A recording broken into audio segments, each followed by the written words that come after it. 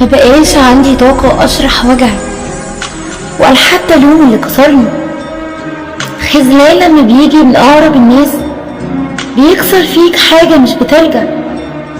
انا ما بقيتش اتكلم ولا حتى دافع عن نفسي، بقيت اسكت واسيب كل حاجة تاكل في قلبي في صمت.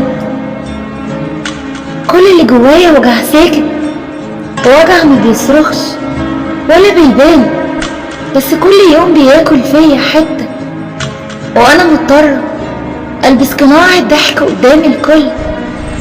يمكن يفتكروا اني قوية، يمكن يظنوا ان مفيش حاجة بتوجعني، بس الحقيقة انا تعبت من القوة الكدابة، تعبت من التظاهر اني بخير.